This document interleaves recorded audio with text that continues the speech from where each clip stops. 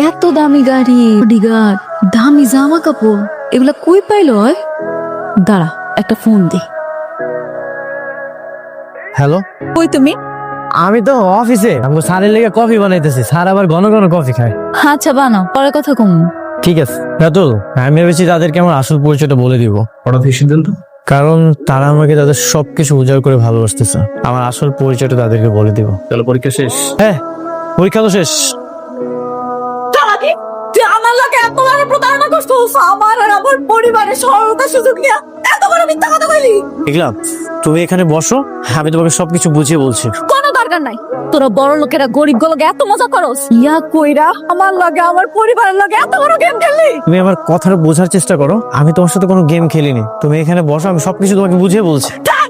আমার আর কোনো কথা শুনতে হবে না। তুই আর আমাকে বাড়িতে দেব না, আমি না। মেঘলা, আপনি এখানে কেন আইছেন? আমি তোমার বাবা মার সাথে কথা বলতে এসেছি। আব্বা আম্মার লগে কথা করার আগে আপনি আমার লগে কথা কন। আপনি কি কইতে চান শুনি?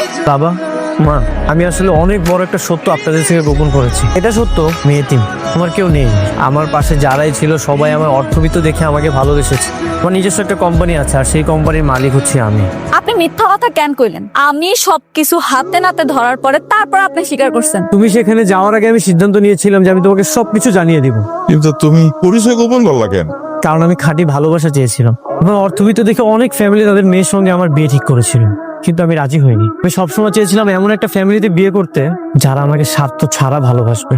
আপনারা আমাকে নিজের সন্তানের মতো ভালোবেসেছেন, এমন ভাবে আগলে রেখেছেন যেটা আমি সবসময় চেতাম। বাবা, আমি আপনাকে মিথ্যা কথা বলছি, আপনি আমাকে মাফ করে দিবেন।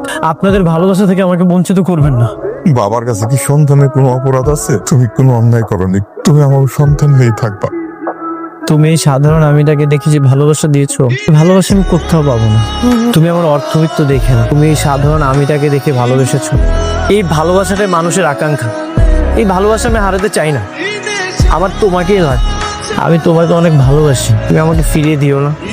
হাজারটা মানুষের সাথে কথা বলতে চাই না, হাজারটা কথা আমি তোমার সাথে বলতে চাই।